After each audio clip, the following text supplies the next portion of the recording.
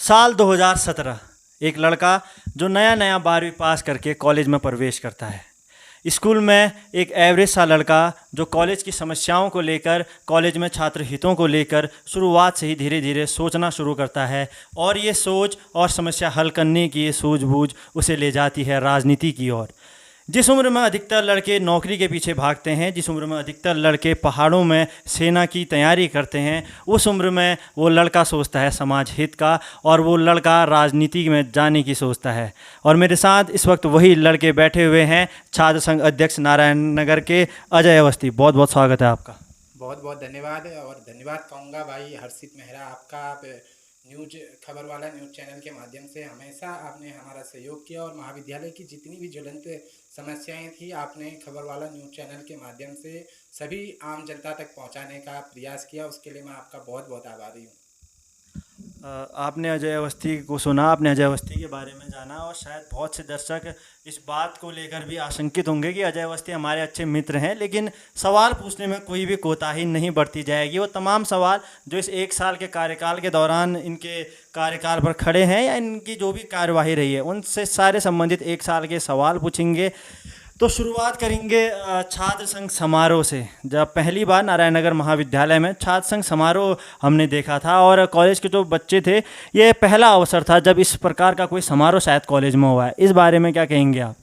जी, जब मैं छात्र संघ चुनाव लड़ा तब मैं अनेक मुद्दों पर यहाँ पर महाविद्यालय के भीतर जो हमारे दरअसल हमारा क्षेत्र सीमांत का एक ऐसा महाविद्यालय है जहाँ बच्चे ऐसी चीज़ें एक्टिविटी नहीं देख पाते हैं। तो मैंने कोशिश की कि हम महाविद्यालय को एक अच्छे रूप में यहाँ पर प्रकाशित कर सकें और महाविद्यालय में नई नई एक्टिविटी करा सकें। तो मैंने 5 सितंबर के दिन यहाँ पर छात्र संघ समारोह का आयोजन किया, जिसमें हमने लोग कलाकारों को यहाँ पर आमंत्रित किया। वो लोग आए, और साथ ही हमने यहाँ पर महाविद्यालय में जितने भी हमारे कर्मचारी वर्ग थे, महाविद्यालय के जितने भी शिक्षक गुरुजन थे, उनको सम्मानित किया। और साथ ही हमने उस कार्यक्रम को एक गैर राजनीतिक कार्यक्रम दिया, क्योंकि हमने उस कार्यक्रम में राजनीति से जुड़े लोगों को किसी को भी यहाँ पर मंच देने का कोशिश नहीं की, क्योंकि हमने उस कार्यक्रम में साहित्यिक लोगों को बुलाया जो साहित्य के स्तर पर अपनी भूमिका निभा रहे हैं। साहित्यिक लोगों को दरअसल मंच नहीं मिल पाता है, तो मैंने प्रयास किया क्यों ना हम ऐसे लोगों को मंच दें जिनसे हमारे बच्चों को सीखने को मिले। इस रीजन से मैंने महाविद्यालय में छात्र संघ समारोह किया, और बहुत भव्य समारोह भी रहा वो। राजनीति की आपने बात की, तो मैं एक बार फिर से राजनीति की ओर जाऊंगा। जब हम छात्र संघ चुनाव की बात करते हैं, जब हम कॉलेज में चुनाव की बात करते हैं, तो उस समय अन्य कॉलेजों में, चाहे हल्द्वानी हो, अल्मोड़ा हो, पिथौरागढ़ हो, तो एक माहौल देखने को मिलता है। चाहे कोई भी पार्टी हो, उनके बीच एक कड़ा संघर्ष देखने को मिलता है। लेकिन जब हम नारायण नगर की बात करते हैं, तो छात्र संघ चुनाव के समय एक समय था जब यहाँ पर एक अच्छा माहौल क्रिएट होता था, जब छात्र लोगों में प्रतिस्पर्धा होती थी। लेकिन पिछले कुछ समय से छात्र संघ चुनाव का जो माहौल है, वो कहीं ना कहीं ठंडा पड़ा है। इस विषय पर क्या कहेंगे आप? बिल्कुल मैं कहना चाहता हूँ, क्योंकि सर्वप्रथम यह है कि यहाँ पर विपक्ष की भूमिका में कोई नहीं है। जैसे हम लगातार एनएसयूआई के बैनर के तले यहाँ चुनाव लड़ते आए हैं, एनएसयूआई लगातार यहाँ महाविद्यालय में काम करती आई है। वहीं दूसरी ओर एबीवीपी के जो पदाधिकारी हैं यहाँ पर सिर्फ चुनाव के टाइम पर बरसाती मेढक के रूप में महाविद्यालय में आते हैं, और वो सिर्फ चुनाव लड़ाते हैं। और एक उनका ये एजेंडा रहता है कि बच्चों को किसी न किसी रूप में उनको गुमराह किया जाए, ज़बरदस्ती बच्चों को खड़ा करते हैं। और बच्चों को उनको कुछ पता नहीं होता कि छात्र संघ है क्या, छात्र संघ चुनाव क्यों लड़ा जाता है, उनको पता नहीं होता है। हमने जब मैं इस बार छात्र संघ का चुनाव लड़ रहा था अपना, तो उस टाइम हमने देखा कि एबीवीपी के जितने भी पदाधिकारी थे उनको अनुबोधक और निवेदक का पता नहीं था कि ये क्या होता है। उन बच्चों को ये पता नहीं था कि चुनाव लड़ने के लिए क्या योग्यता होती है। तो मैं उनको स्पष्ट यहाँ पर चेताना चाहता हूँ, अगर आप निष्क्रिय रूप से रहेंगे महाविद्यालय में, अगर आप छात्र छात्राओं के मध्यस्थता स्थापित नहीं करेंगे, तो आपको कोई भी यहाँ पर सम्मान नहीं मिलेगा। और आप अगर बच्चों के बीच आपका माहौल नहीं है, बच्चों के साथ आपका अच्छे संबंध नहीं है, तो बच्चे आपको किस रूप में यहाँ पर स्वीकार करेंगे प्रत्याशी को। छात्र संघ चुनाव की हम जब बात करते हैं तो हमारे दिमाग में एक छवि आती है कि कुछ छात्रों के लड़ने की प्रक्रिया, लेकिन हमने देखा है, तमाम लोगों ने देखा है, छात्र संघ चुनाव में आने से पहले भी आप राजनीति में भी सक्रिय थे। और कहीं ना कहीं आप इस वक्त एनएसयूआई से हैं, तो कहीं ना कहीं आप कांग्रेस पार्टी के एक नेता के रूप में या उभरते हुए नेता के तौर पर देखे जाते हैं। डीडीहाट अस्पताल आंदोलन की ही बात करते हैं, वहाँ भी आपकी सक्रियता दिखी थी। एक तरफ से आप डीडीहाट अस्पताल आंदोलन में विरोध करते हैं, आप सरकार से मांग करते हैं, और दूसरी तरफ आप पर यह आरोप भी लगाया जाता है कि आप मुख्यमंत्री के पास भी जाते हैं, आप विधायक जी को मुख्य अतिथि के रूप में भी बुलाते हैं। तो आखिर आप हैं किस तरफ, पक्ष या विपक्ष? जी, मैं बात करूं, अगर मैं महाविद्यालय में वर्तमान समय में छात्र संघ अध्यक्ष हूं, तो मेरी प्राथमिकता है कि महाविद्यालय के हितों के लिए काम करूं। तो मेरा फर्ज बन जाता है कि महाविद्यालय के अगर मैंने हित करने हैं तो मैंने सत्तारूढ़ पार्टियों से संबंध बनाने पड़ेंगे। तो मैंने विधायक जी को यहाँ पर बुलाया, क्योंकि विधायक जी के माध्यम से भी हमने कई काम महाविद्यालय में किए। और मुख्यमंत्री जी से जहाँ तक मिलने का सवाल है, मुख्यमंत्री जी से मिलने का मुख्य मेरा कारण था, क्योंकि मैं जब छात्र संघ का चुनाव लड़ रहा था तो मैंने एक सभी छात्र छात्राओं को अवगत कराया था कि मैं महाविद्यालय में एक छात्रावास की घोषणा कराऊंगा या धरातल में लेके आऊँगा, क्योंकि मैं सीमांत से लगा हुआ इस महाविद्यालय को छात्रावास विहीन होना निश्चित रूप से कहीं ना कहीं इस सीमांत के क्षेत्र के साथ छलावा है निश्चित रूप से। क्योंकि जहां एक और हमारे छात्र छात्राएं कोटा चौरानी जैसे दुर्गम इलाके से आते हैं, बगड़ीहाट जैसे दूर सुदूर बरम से आते हैं, यहाँ दूनाकोट से आते हैं, तो उनको काफ़ी समस्याएं होती हैं। ऐसे में जब 6 बजे उनको महाविद्यालय पहुंचना होता है, 7 बजे का पेपर होता है, तो ऐसे में बच्चों को काफ़ी दिक्कतें होती हैं। मैं मुख्यमंत्री जी से लगातार 3 बार मिला, क्योंकि महाविद्यालय में छात्रावास की नितांत आवश्यकता है। अगर महाविद्यालय में छात्रावास होगा तो निश्चित रूप में आने वाले समय में बच्चों को छात्रावास में अगर 10-20 बच्चे भी रुकते हैं तो निश्चित रूप से महाविद्यालय में धीरे धीरे विकास होगा। छात्रावास की आपने बात करी और तमाम चीज़ें भी हमने देखा है आपके कार्यकाल के दौरान। तो ये जो छात्रावास का मुद्दा है, और एक और चीज़ है जिस पे भी आप बहुत खुलकर बात करते हैं, वो एनसीसी।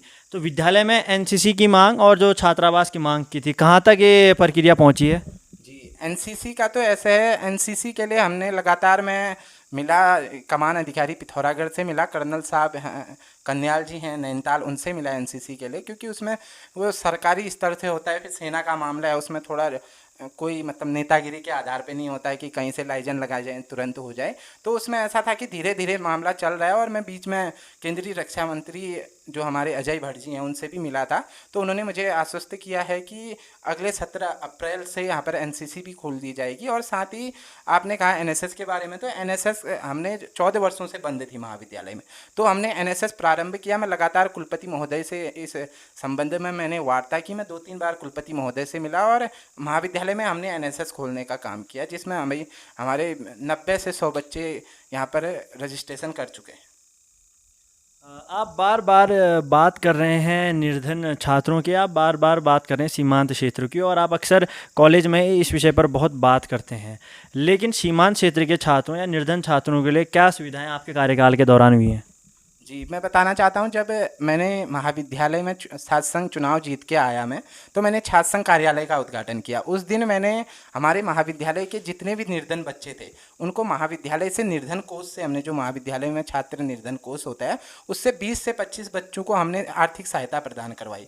क्योंकि हमारे अक्सर क्या होता है कि महाविद्यालय के पास फंड तो होता है लेकिन वो सदुपयोग नहीं हो पाता है। ऐसे ही हमने देखा, क्योंकि मैं जब छात्र संघ अध्यक्ष नहीं था उससे पहले हमारे महाविद्यालय के पास पैसा था लगभग 27 से 28 लाख रुपए, वो शासन को वापस चले गया। तो मैंने उससे सीख लेते हुए मैंने सोचा कि हमारे दूर से निर्धन बच्चे आते हैं, क्योंकि मेरे उनके माता पिताओं से भी अच्छे संबंध हैं, तो कई लोग ऐसे होते हैं कि फीस का भार भी वहन नहीं कर पाते। ऐसे में वो लोग मुझे संपर्क कर रहे थे लगातार कि आप फीस माफ़ करवा दीजिए, कर दीजिए, लेकिन ये संभव नहीं है। तो मैंने प्रयास किया हमारे प्राचार्य के माध्यम से, तो उनको हमने निर्धन छात्रवृत्ति यहाँ पर दी 25 से 30 बच्चों को। छात्र संघ चुनाव का जब हम नाम सुनते हैं या कॉलेज में चुनाव का, तो बहुत से ज़्यादा बच्चे या बहुत लोग ये सोचते हैं कि ये केवल एक प्रक्रिया है, चुनाव मात्र एक प्रक्रिया है जिसमें हमें अपने किसी खास मित्र, चाहे किसी भी पार्टी का हो, उसके कार्य को ना देखते हुए उसके किसी खास मित्र का सपोर्ट करते हैं। या फिर हमने बहुत से अक्सर ऐसे घटनाएँ भी देखी जहाँ छात्र संघ चुनाव के नाम पर लड़ाइयाँ होती है, ये तमाम चीज़ें होती है। आपका पिछला कार्यकाल, क्योंकि एबीवीपी के भी पिछले बार कैंडिडेट थे, हालांकि आपकी एक तरफा जीत वहां पर हुई थी, तो कैसे आपने इस प्रक्रिया को संभाला कि आपके जो विपक्ष के लोग हैं या पक्ष के लोग हैं या जो आपके पक्ष के लोग हैं वो विपक्ष पे जाकर हमलावर ना हो? बिल्कुल, मैंने जब मैं छात्र संघ के रूप में यहाँ पर चयनित होके आया, तो दरअसल विपक्ष यहाँ पर उतनी अहम भूमिका में था नहीं। फिर भी एबीवीपी के लोग झंडे लेके यहाँ पे नारे लगा रहे थे कि हम ये काम करेंगे। उसके बाद दरअसल जब मैं चुनाव लड़ा, उसके बाद वो कभी नहीं मैदान में नहीं दिखे।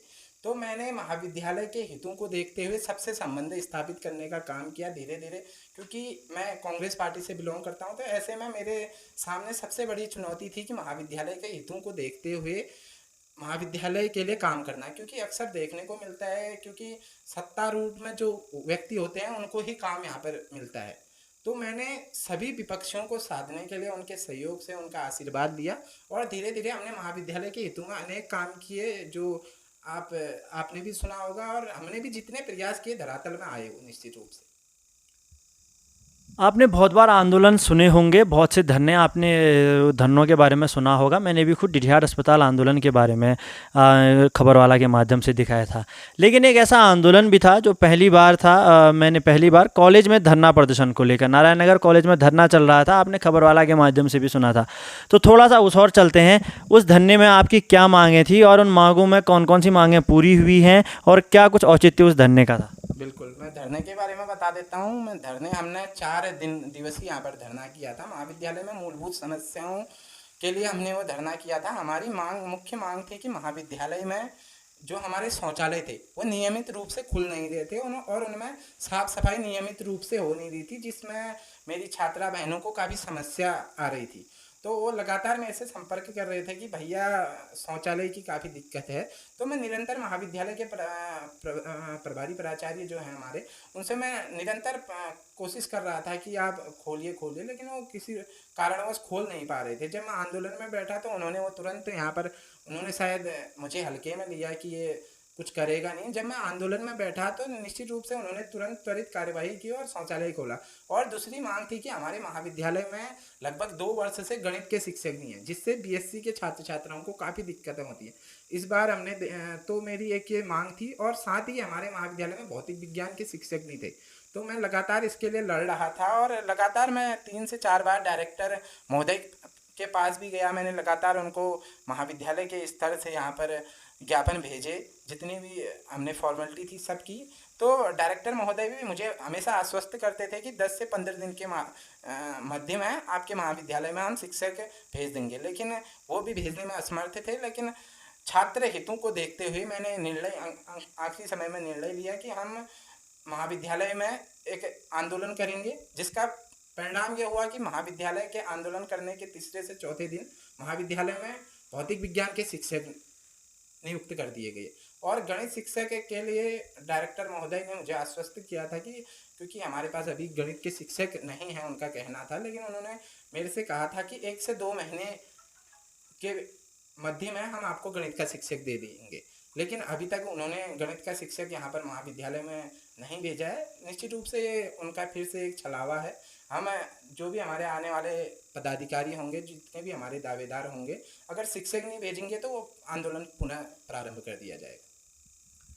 छात्र संघ चुनाव की बात हम करते हैं क्योंकि इस समय माहौल वही बना हुआ है। छात्र संघ चुनाव में जो भी छात्र संघ अध्यक्ष चुना जाता है या जो भी उम्मीदवार होता है, वो बहुत सी बातें करता है छात्र हितों की, वो बहुत सी बातें करता है नई नई चीज़ों को खोलने को लेकर या उसको लेकर, लेकिन बहुत कम लोग होते हैं जिनसे हम सुनते हैं कि वो पढ़ाई के क्षेत्र में कुछ करेंगे महाविद्यालय में। तो पढ़ाई के क्षेत्र में इस 1 साल के कार्यकाल के दौरान क्या कुछ आपके द्वारा किया गया? जी, हमने एक बेहतर यहाँ पर शिक्षण माहौल देने का प्रयास किया। महाविद्यालय में कई गुरुजन ऐसे थे कि वो कहते थे कि एक बच्चा आया है तो हम नहीं पढ़ाएंगे। तो मैंने धीरे धीरे उनसे संबंध स्थापित किया और उनसे वार्ता की। और आज के समय में कोई भी गुरुजन ऐसा नहीं है कि वो ये नहीं कहते हैं एक बच्चा है, 2 बच्चा है। अगर 1-2 बच्चे भी आ रहे हैं तो निश्चित रूप से महाविद्यालय में क्लासेस संचालित हो रही हैं। छात्र राजनीति से आप राजनीति में पहले सक्रिय थे, फिर छात्र राजनीति में आए। अब ऐसे युवा जो राजनीति में आना चाहते हैं या राजनीति में ही अपना भविष्य देखना चाहते हैं, आप उनके लिए क्या संदेश देना चाहेंगे? हाँ, मैं अपने भाई लोगों से आग्रह करूंगा कि आप पहले सर्वप्रथम छात्र राजनीति में आइए। छात्र राजनीति आपको एक सीखने का और हमारे नौजवानों के मध्यस्थता स्थापित करने का एक अच्छा मौका मिलता है। फिर धीरे धीरे जितने भी आप लोग हैं छात्रों की हित के लिए लड़ें, महाविद्यालय में आए, किसी भी महाविद्यालय से आप चुनाव लड़के आइए, आप अपने क्षेत्र के सामाजिक मुद्दों पर लड़िए। और मुख्य रूप से मैं युवाओं से कहना चाहूँगा कि आप नशे और ऐसी जो वर्तमान समय में हम देख रहे हैं, नशा, ड्रग्स, ऐसी चीज़ें हमारे समाज के अंदर फैल रही हैं, उनको कहीं ना कहीं ख़त्म करने के लिए युवाओं को आगे आना होगा। आप एनएसयूआई से लड़ रहे हो इस समय, लेकिन कांग्रेस डिडिहाट कांग्रेस के बारे में भी मैं आपसे थोड़े से सवाल पूछना चाहूँगा, क्योंकि आप कांग्रेस के भी सदस्य हैं और आपने निसंदेह कांग्रेस में भी बहुत बार कांग्रेस का भी सपोर्ट किया हुआ है, चाहे कोई भी आंदोलन हो, विपक्ष की एक बेहतरीन भूमिका निभाई है। एनएसयूआई नारायणनगर कॉलेज के इतिहास की बात करें तो एनएसयूआई यहाँ पर लगातार कई वर्षों से जीत रही है, लेकिन जब बात आती है डिडिहाट विधानसभा की राजनीति की तो कांग्रेस कहीं ना कहीं असंगठित दिखती है, चुनाव के समय हो या किसी भी समय। तो आप उसको लेकर क्या कहेंगे? निश्चित रूप से आपने सही सवाल किया है। मैं बताना चाहता हूँ कांग्रेस मजबूत है और आने वाले विधानसभा चुनाव हो, जो भी लोकसभा चुनाव होंगे, उसमें कांग्रेस मजबूती से लड़ेगी। हमारा संगठन इस पर काम कर रहा है। धीरे धीरे आप लोग मजबूती से कांग्रेस को देखेंगे। डिडिहाट विधानसभा में कांग्रेस और मजबूत स्थिति में आएगी 2024 लोकसभा चुनाव से पहले। अब एक आखिरी सवाल, अजय अवस्थी, क्योंकि 1 साल का कार्यकाल आपका पूरा हो चुका है, अब भविष्य क्या सिर्फ राजनीति में? ना, हम सामाजिक राजनीति तो हम सेकेंडरी रखते हैं, लेकिन सामाजिक क्षेत्र में कोई भी काम हो, हम सामाजिक रूप से हमेशा समाज के हितों को देखते हुए समाज के साथ कंधा से कंधा मिलाकर अन्य विद्रोही के साथ लड़ने का प्रयास करेंगे और समाज हितों के लिए कार्य करेंगे। 2023 छात्र संघ चुनाव अब घोषित हो चुका है और एनएसयूआई के उम्मीदवार हमने देखे कि घोषित हो चुके हैं। तो अपने उम्मीदवारों को लेकर इस बार किस रणनीति के साथ आप चुनाव में उतर रहे हैं अपने उम्मीदवारों के साथ, और विपक्ष यानी कि एबीवीपी को लेकर इस बार आप क्या सोच रहे हैं? जी, जितने भी हमारे कैंडिडेट हैं इस बार के अध्यक्ष पद पर, यहाँ पर संजय देवपा को हमने एनएसयूआई की ओर से अधिकृत प्रत्याशी घोषित किया है। और निश्चित रूप से संजय देवपा के मैं बारे में बताना चाहता हूँ, जब से मैं छात्र संघ अध्यक्ष का चुनाव लड़ा, संजय देवपा ने हमेशा मेरे कंधे से कंधा मिलाकर सहयोग किया और संजय देवपा हमेशा छात्र हितों के लिए महाविद्यालय में कार्य करते रहा है। और जहाँ तक आपने सवाल किया कि एबीवीपी यहाँ मैदान में कहीं से कहीं तक नहीं है, उनको अपना कैंडिडेट मिलना मुश्किल हो रहा है। वो हमारे ही भाई जितने भी छात्र छात्राएं हैं उनसे संपर्क स्थापित करने का प्रयास कर रहे हैं दूर से फ़ोन के माध्यम से। और मैं बड़ी खुशी के साथ बताना चाहता हूँ, हमें साझा करते हैं वो बातें और मुझे भी काफ़ी खुशी होती है कि वो कहते हैं भैया हम आपके विपक्ष में तो नहीं लड़ सकते हैं, ये हमें इसके लिए कई ऑफर देते हैं उनको।